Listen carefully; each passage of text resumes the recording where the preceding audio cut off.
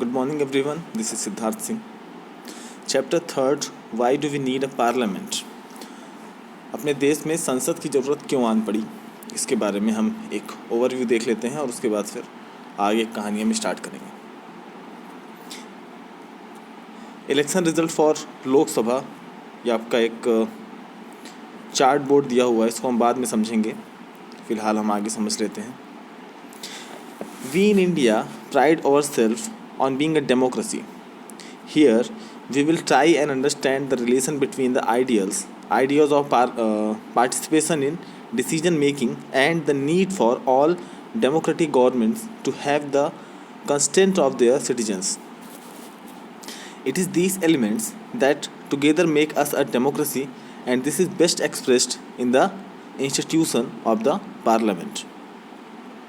In this chapter, we will try to see how the parliament enables citizens of India to participate in decision making and control the government, thus making it the most important symbol of Indian democracy and a key feature of the constitution. हम सभी इस बात पे गर्व करते हैं कि हमारा देश एक लोकतांत्रिक व्यवस्था का हिस्सा है. इस चैप्टर में हम इस निर्णय प्रक्रिया में सहभागिता और लोकतांत्रिक सरकार के लिए नागरिकों की सहमति के महत्व जैसे विचारों के आपसी संबंधों को समझने की कोशिश करेंगे. किस तरह से डिसीजन मेकिंग में आम पब्लिक का पार्टिसिपेशन बढ़ता है संसद की वजह से, हम उसके बारे में जानेंगे. उनके आपसी संबंध के बारे में जानेंगे कि रिप्रेजेंटेशन क्या होता है, रिप्रेजेंटेटिव गवर्नमेंट क्या होती है, उसकी व्यवस्था कैसी होती है, लोग उसमें किस तरह से पार्टिसिपेट करते हैं, इन सभी के बारे में. यही वे तत्व हैं जो सम्मिलित रूप से भारत में एक लोकतांत्रिक व्यवस्था का निर्माण करते हैं. इस बात की सबसे अच्छी अभिव्यक्ति संसद के रूप में मिलती है.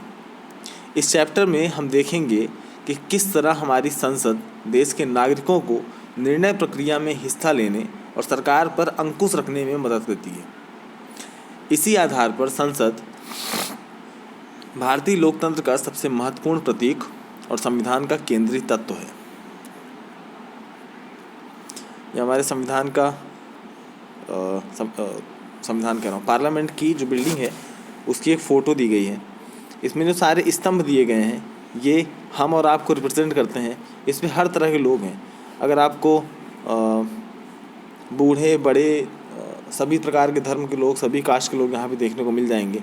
गरीब हो अमीर हो, पंजाबी है हरियाणवी है, किसी भी तरह का अमीर गरीब कैसा भी, हर स्टेट के लोग, हर पंथ के लोग, हर मजहब के लोग इस स्तंभ को थामे खड़े हैं. ये रिप्रेजेंट कर रहा है कि हम सभी we the people of India, हम सभी इस देश के अखंड नागरिक हैं और हम इस देश में शांति व्यवस्था और आपसी सौहार्द बना के आगे बढ़ने की प्रक्रिया में सहभागिता को निभाते हैं. Why should people decide? लोगों को फैसला क्यों लेना चाहिए उसके बारे में. India as we know became independent on 15 August 1947. Pretending this was a long and difficult struggle in which many sections of society participated. People from various backgrounds joined the struggle and they were inspired by the idea of freedom, equality and participation in decision making. Under colonial rule, under British rule, the people had lived in a fear of the British government and did not agree with many of the decisions that they took. But they faced grave danger if they tried to criticize these decisions. The freedom movement changed its situation. The nationalists began to openly criticize the British government and make demands. As far back as 1885, the Indian National Congress demanded that there be elected members in the legislature with a right to discuss the budget and ask questions. The representations, the Government of India Act 1909 allowed for some elected representations, while these early legislatures under the British government were in response to the growing demands of the nationalists. They did not allow for all adults to vote, nor could people participate in decision making. हमारा देश 15 अगस्त 1947 को आज़ाद हुआ था. इस आज़ादी के लिए पूरे देश की जनता ने एक बहुत लंबा संघर्ष, बहुत मुश्किल सफ़र तय किया था। इस संघर्ष में हर एक समाज के लोग अपनी भूमिका को निभाए थे। सभी ने अपना पार्टिसिपेशन दिया था देश को आज़ाद कराने के लिए। सभी तरह की पृष्ठभूमि के लोग इसमें भाग लिए थे और वे स्वतंत्रता, समानता और निर्णय प्रक्रिया में हिस्सेदारी के विचारों से प्रेरित थे। इंडिपेंडेंस, इक्वलिटी और डिसीजन मेकिंग के प्रक्रिया में हिस्सेदारी के विचारों से प्रेरित थे। जब कॉलोनियल सीन चल रहा था, जब ब्रिटिश का राज चल रहा था, तो उस टाइम पे जितने भी भारतीय थे वो उन ब्रिटिशर्स के डिसीजन से हमेशा सहमत नहीं थे, असहमत ही थे, लेकिन उनका विरोध करने की ताकत उनमें नहीं थी। रीज़न ये था कि अगर वो विरोध करते एक निश्चित समय तक के लिए, हमेशा ऐसा नहीं था, जब वो विरोध करते तो उनको इसकी भारी कीमत चुकानी पड़ती। अगर वो किसी भी ब्रिटिश के डिसीजंस को अगर क्रिटिसाइज़ करते तो इसकी कीमत उन्हें चुकानी पड़ती थी। उन्हें या तो जेल में डाला जाए, या तो सरेआम मारा जाए, फांसी हो जाए, कुछ भी हो जाए। मतलब उस टाइम पे सिर्फ ब्रिटिशर्स का ही रूल था और उसमें हम और आपकी कोई ख़ास कीमत नहीं थी। लेकिन धीरे धीरे जैसे जैसे राष्ट्रवादियों के सर उठने लगे, जैसे जैसे क्रांतिकारियों ने अपने पैर पसारने स्टार्ट किए, लोग उनके साथ जुड़ते चले गए, उन्होंने ब्रिटिशर्स का विरोध करना स्टार्ट किया और धीरे धीरे लोगों में हिम्मत भी आई कि अगर हम इन्हें क्रिटिसाइज़ नहीं करेंगे, इनका विरोध नहीं करेंगे, इनके डिसीजंस का अपोज नहीं करेंगे, तो ये हमारे देश को छोड़ के कभी जाने वाले हैं नहीं और हमको इस देश में कभी भी डिसीजन मेकिंग में पार्टिसिपेशन का रोल नहीं मिलेगा। 1885 में 1885 में आपका कांग्रेस की स्थापना हुई थी। A.O. ह्यूम करके एक व्यक्ति हैं, उन्होंने कांग्रेस की स्थापना की थी और उसके बाद 1885 में ही इंडियन नेशनल कांग्रेस ने ये मांग की थी कि लेजिस्लेचर में, जो लेजिस्लेटिव असेंबलीज होती हैं, लेजिस्लेचर में, पार्लियामेंट में, हमें भी मतलब और भी लोगों को निर्वाचित सदस्य होने चाहिए और उन्हें बजट पे चर्चा करने और प्रश्न पूछने का अधिकार मिलना चाहिए। मतलब लेजिस्लेचर में एक इलेक्टेड रिप्रेजेंटेटिव्स की संख्या बढ़नी चाहिए और भी लोगों को पार्टिसिपेट करने का मौका मिलना चाहिए। सिर्फ ऐसा नहीं है कि सिर्फ अंग्रेज ही वहाँ पे लेजिस्लेचर में रहेंगे, भारतीयों को भी लेजिस्लेचर में पार्टिसिपेट करने का मौका मिलना चाहिए और हमें भी ये अधिकार चाहिए। तो उन्होंने एक इलेक्टेड रिप्रेजेंटेटिव्स का जो रोल कॉल था उसके लिए आवाज़ बुलंद की और जो बजट पेश किया जाता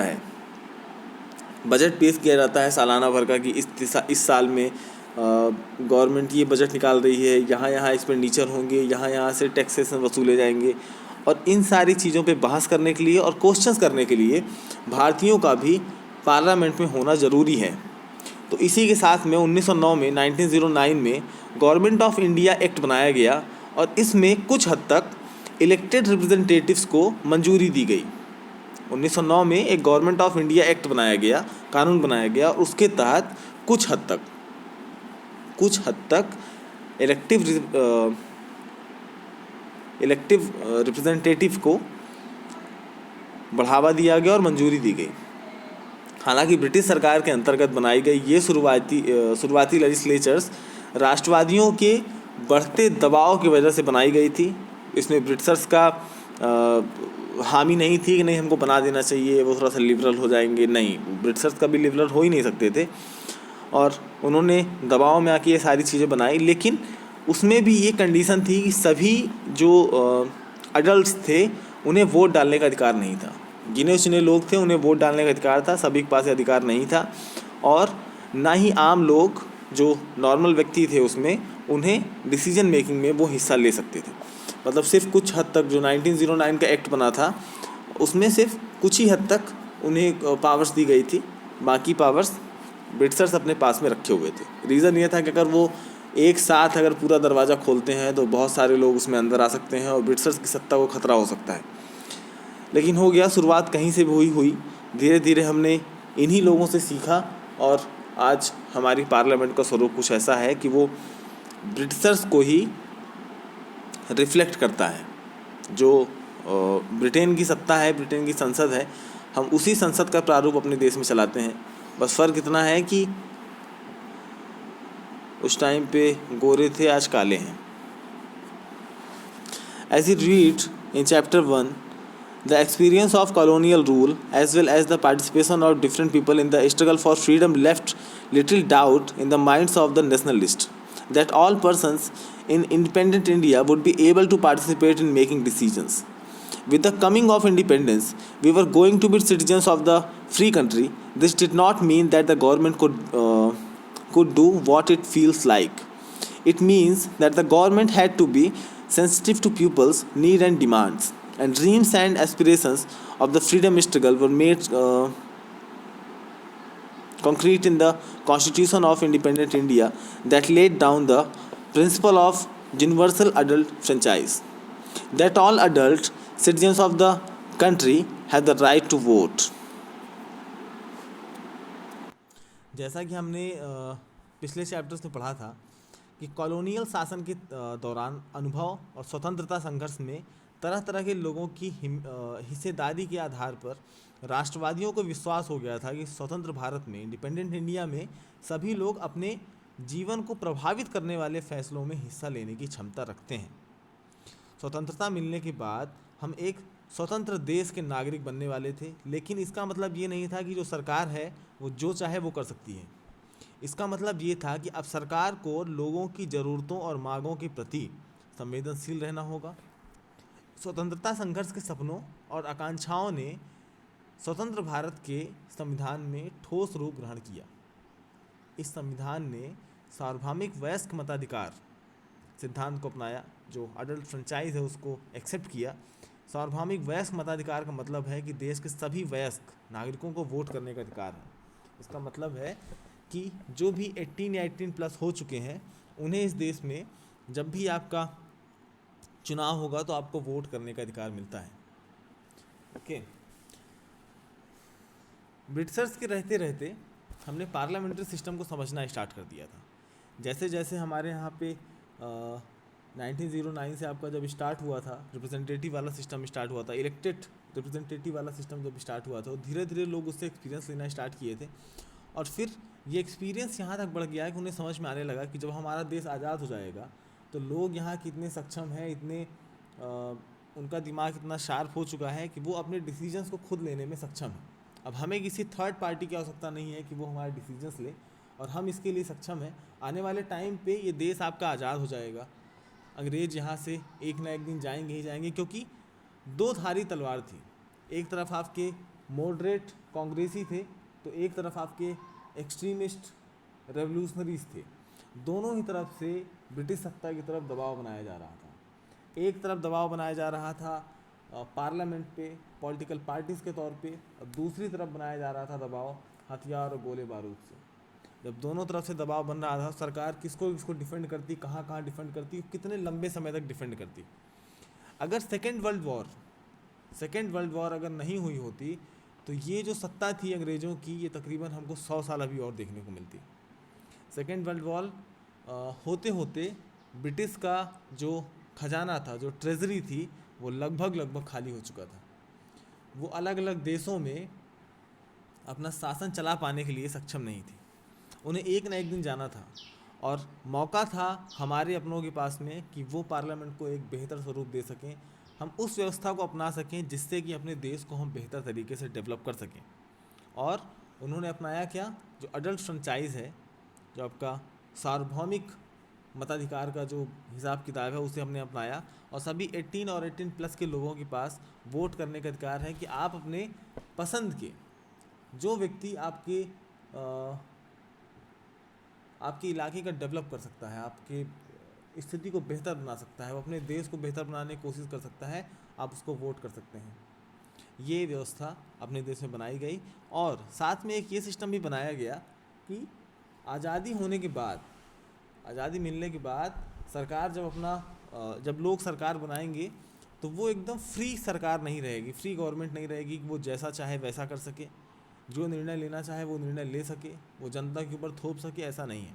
ये जो संसद हमने बनाई है उसके ज़रिए अगर कोई सरकार बनती है, कोई रूलिंग पार्टी अगर बनती है, तो साथ में एक अपोजिशन पार्टीज़ और भी जो पार्टीज़ होती हैं वो होती हैं, क्योंकि आप रूलिंग पार्टी के ऊपर अंकुश बना के रखें, कंट्रोल बना के रखें, जिससे कि वो कोई भी ऊल जुलूल निर्णय लेने से बचें। ओके, ये जो पिक्चर आप देख रहे हैं, इलेक्टर reading instructions for using the EVM.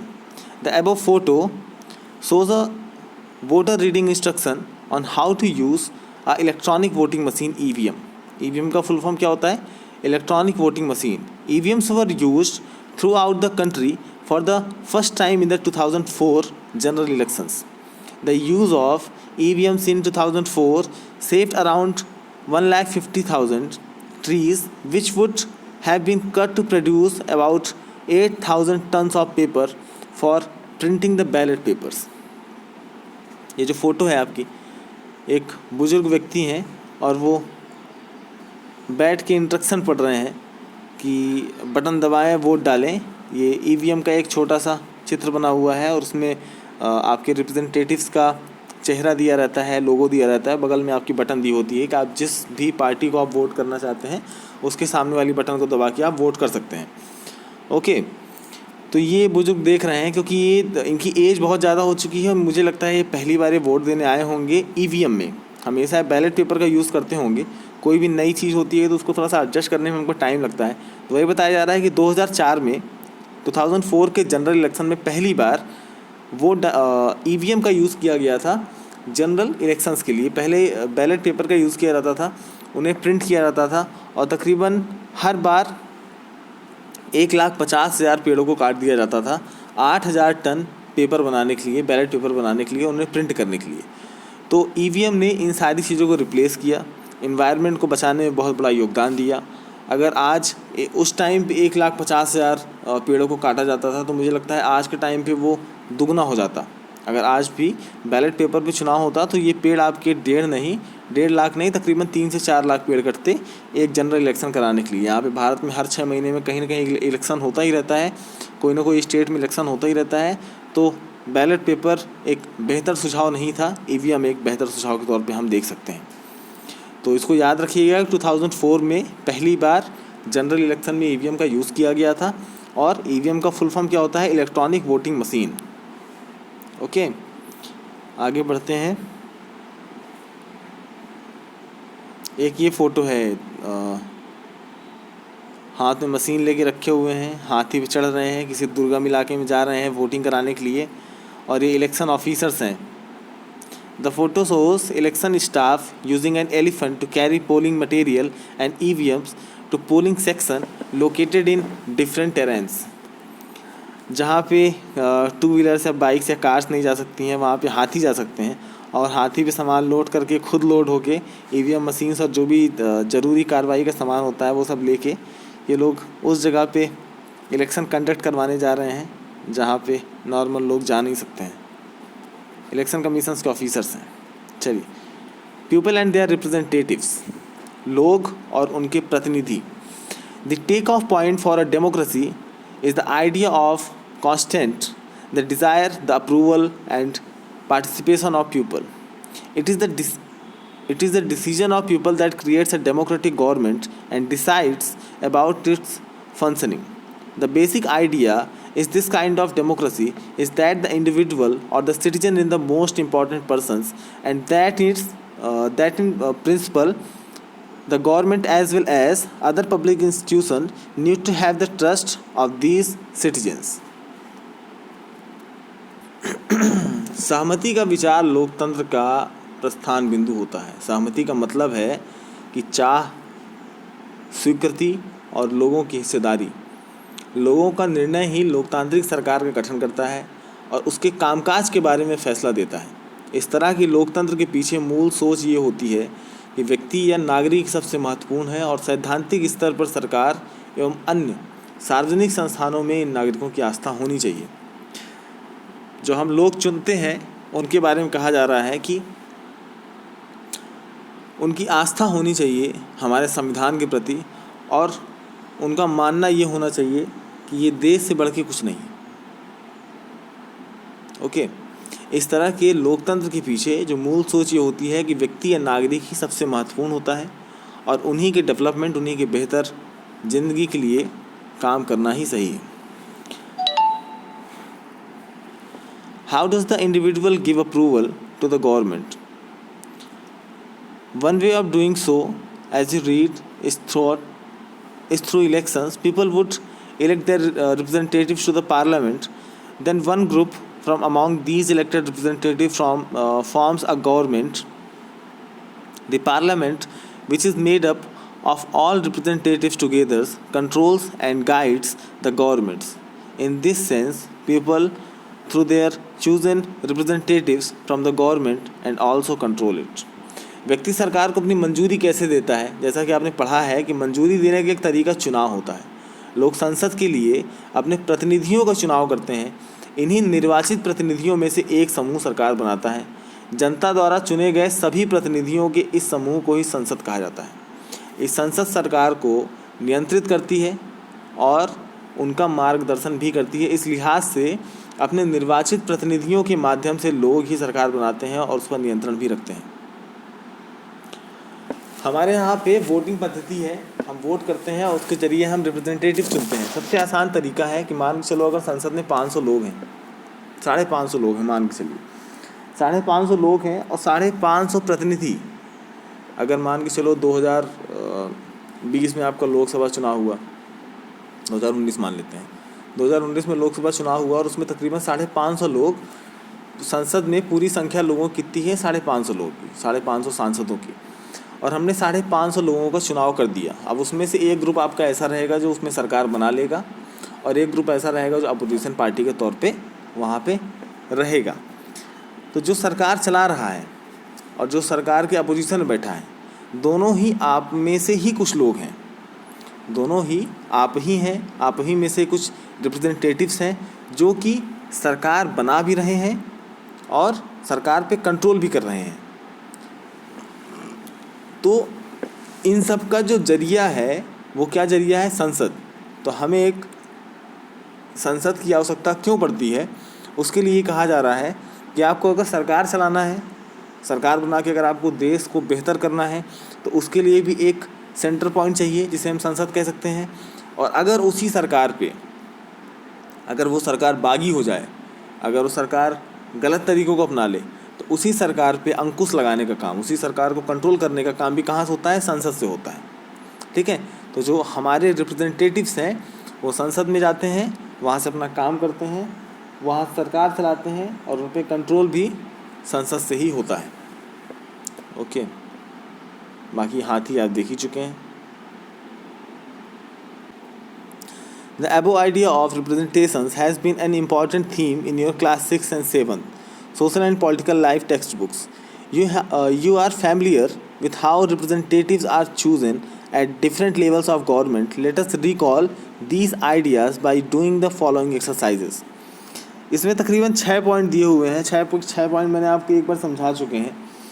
बिना ये चैप्टर स्टार्ट किए मैंने आपको पार्लियामेंट्री सिस्टम के बारे में, लेजिस्लेचर के बारे में, लेजिस्लेटिव असेंबली और लोकसभा, राज्यसभा, प्रेसिडेंट के बारे में, सारी चीज़ों के बारे में मैंने आपको जानकारी दी थी। ऑनलाइन क्लास में भी हमने इस बात को डिस्कस किया था। तो आज जब क्लास लगेगी तो मैं आपसे इस चीज़ के बारे में पूछूंगा भी, ये जो 6 के 6 पॉइंट हैं। ठीक है, तो कोशिश करिएगा कि याद रहें।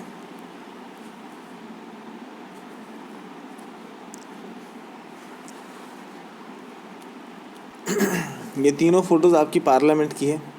ये पार्लियामेंट का बाहरी स्ट्रक्चर है, ये वाला जो आप देख रहे हैं जहाँ तिरंगा लहरा रहा है। ये रेड कारपेट आपका लोकसभा है और ये ब्लू कारपेट आपका राज्यसभा होगी। लोकसभा मतलब लोअर सभा, राज्यसभा का मतलब अपर सभा। ओके, अपर हाउस और lower house. The parliament of India, संसद, is the supreme law making institution. It has two houses, the Rajya Sabha and the Lok Sabha. Rajya Sabha, Council of States, with a total strength of 245 members, is chaired by the Vice President of India. Lok Sabha, House of the Peoples, with a total membership of 545, is presided over by the Speaker. Lok Sabha इस देश की सबसे बड़ी संस्था है जहाँ पे कानून आपके बनाए जाते हैं। कानून आपके विधानसभा में ही बनाए जाते हैं, लेकिन जो लोकसभा है, जो पार्लियामेंट है, जो संसद है, वो भारत की सबसे बड़ी संस्था है जहाँ पे कानूनों का निर्माण किया जाता है। इसके 2 भाग हैं, एक आपका राज्यसभा और एक आपकी लोकसभा। लेकिन संसद आपकी 3 चीज़ों से मिलकर बनती है, प्रेसिडेंट, राज्यसभा और लोकसभा। इस चीज़ को बहुत अच्छे तरीके से याद करके रखिएगा। राज्यसभा, जिसको हम काउंसिल ऑफ स्टेट्स भी कहते हैं, उसमें 245 सदस्य, जो मैक्सिमम स्ट्रेंथ है वो 245 मेंबर्स की है। और इसमें जो इसके हेड होते हैं, जो इसको चेयर करते हैं, जो इसके चेयरमैन होते हैं या फिर जो इसके सभापति होते हैं, वो वाइस प्रेसिडेंट होते हैं इंडिया के। जो उपराष्ट्रपति होते हैं भारत के, वो राज्यसभा के सभापति होते हैं। लोकसभा, जो कि हाउस ऑफ पीपल कहलाता है, उसकी मैक्सिमम स्ट्रेंथ आपकी 545 है, 545 है। और इसमें इसके अध्यक्ष के तौर पे लोकसभा स्पीकर को चुना जाता है। लोकसभा स्पीकर एक नॉर्मल सांसद होता है, उसे सभी की सहमति से चुना जाता है। एक लोकसभा स्पीकर और एक वाइस स्पीकर के तौर पे 2 लोगों का चुनाव होता है। Okay, the role of the parliament. Created after 1947, the Indian Parliament is an expression of the faith that the people of India have in principles of democracy. These are participation by people in the decision-making process and government by consent. The Parliament is our system has immense powers because it is the representative of the people. Elections of the Parliament are held in a similar manner as they are for the state legislature. The Lok Sabha is usually elected once every 5 years. The country is divided into numerous constituencies as shown in the map on page 41. Each of these constituencies elected one person to the parliament. The candidates who contest elections usually belong to different political parties. Page 41 देख लेते हैं थोड़ा सा। ये जो map दिख रहा है, इसमें आप देख सकते हैं ये कॉन्स्टिट्यूएंसीज़ हैं। यहाँ से एक एक सांसद आपके चुन के जाते हैं। अपने सांसद यहाँ कहीं से चुन के जाते हैं। यहाँ जो पॉइंटर आपका शो हो रहा है, यहाँ तरफ से कहीं से चुन के आते हैं। सतना यहीं तरफ कहीं पड़ता है। ओके, संसद की भूमिका। आज़ादी के बाद गठित की गई भारतीय संसद लोकतंत्र के सिद्धांतों में भारतीय जनता की आस्था का प्रतीक है। ये सिद्धांत है निर्णय प्रक्रिया में जनता की हिस्सेदारी और सहमति पर आधारित शासन। हमारी व्यवस्था में संसद के पास महत्वपूर्ण शक्तियाँ हैं क्योंकि ये जनता का प्रतिनिधित्व करती हैं। लोकसभा के लिए भी उसी तरह चुनाव होते हैं जिस तरह राज्य विधानसभा के लिए चुनाव होते हैं। आमतौर पे लोकसभा के लिए हर 5 साल में चुनाव करवाए जाते हैं। विधानसभा में भी आपका हर 5 साल में चुनाव होता है। जैसा कि आप 41 पेज में आपने देखा है, नक्शे में आपने देखा है, देश को बहुत सारे छोटे छोटे निर्वाचित क्षेत्रों में बांटा गया है और हर एक निर्वाचित क्षेत्र से एक व्यक्ति संसद में भेजा जाता है। चुनाव लड़ने वाले उम्मीदवार आमतौर पे विभिन्न राजनीतिक दलों के सदस्य होते हैं। पूरा देश है, पूरे देश में आपका अलग अलग कॉन्स्टिट्यूएंसीज़ बनाई गई हैं। उसमें से जैसे आपकी सतना कॉन्स्टिट्यूंसी हो गई, आपका और जो क्षेत्र है वहाँ कॉन्स्टिट्यूंसी हो गई। मध्य प्रदेश में तकरीबन 29 ऐसी कॉन्स्टिट्यूंसीज़ हैं जहाँ से सांसदों का चुनाव होके वो पार्लियामेंट में उनको भेजा जाता है। ठीक है, लोकसभा में भेजा जाता है। लोकसभा सीट आपकी 29 है और राज्यसभा की सीटें आपकी 11 हैं। तो अलग अलग कॉन्स्टिट्यूंसी से पूरे भारत को बांटा गया है। वहाँ से एक एक रिप्रेजेंटेटिव आपका पार्लियामेंट में जाता है और वहाँ पे वो अपने क्षेत्र के लोगों को रिप्रेजेंट करता है, उनका प्रतिनिधित्व करता है। ठीक है, हमारे देश में संसद है और संसद आपकी सबसे बड़ी संस्था है जहाँ पे कानून का निर्माण किया जाता है। जिस तरह से चुनाव आपका विधानसभा का होता है उसी तरह चुनाव आपका लोकसभा में भी होता है। दोनों का ही चुनाव आपका हर 5 साल में किया जाता है। ओके, दोनों ही सिमिलर हैं और यहाँ पे इस सिद्धांत पे काम होता है कि लोगों की भागीदारी पॉलिटिक्स में बढ़े और पार्टिसिपेशन उनका बढ़े और वो जागरूक हों भारत की राजनीति के प्रति।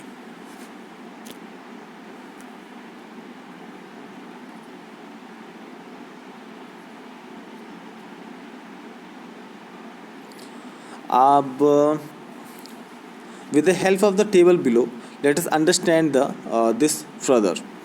Results of the 17 Lok Sabha elections May 2019। आपका जो फ़िलहाल जो लोकसभा चल रही है वो 17वीं लोकसभा है और 17वीं लोकसभा के लीडर कौन है?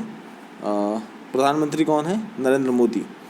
इसमें अलग अलग पार्टीज़ का ब्यौरा दिया गया है कि कौन सी पार्टी कितने सीट्स जीती थी 2019 के लोकसभा चुनाव में। तो सबसे बड़ी पार्टी बन के कौन उभरा था? भारतीय जनता पार्टी, जिसको हम बीजेपी कहते हैं। लगभग 303 सीटें उसके हाथ में आई थी। एक समय की सबसे बड़ी party Indian national Congress INC, जो कि एक टाइम पे बहुमत की सरकार बनाती थी। बहुत लंबे समय तक इन्होंने भारत में अपना शासन चलाया था, जो कि आज सिर्फ 52 सीटों पे सिमट गई है।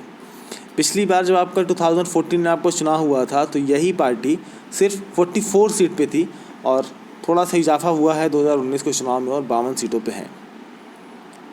DMK 24 सीटों पे। इसी तरह से और जितनी पार्टी हैं ऐसी पार्टीज़ का नाम, ये सब रजिस्टर्ड आपकी पार्टीज़ हैं। जो आपके नीचे 543 लोग दिख रहे हैं, टोटल आपके होते तो 545 लोग हैं लोकसभा में, लेकिन 543 सीटों पे चुनाव होता है क्योंकि 2 लोग ऐसे होते हैं जिनको हम एंग्लो इंडियन के नाम से जानते हैं और उसको मनोनीत किया जाता है राष्ट्रपति के द्वारा। ओके, 543 पे डायरेक्ट चुनाव होता है और 2 लोगों को मनोनीत किया जाता है। इस चीज़ को याद रखिएगा। बाकी इसको हम आज जब पढ़ाएंगे ऑनलाइन क्लास में तो इसको हम पूरा क्लियर करवाएंगे।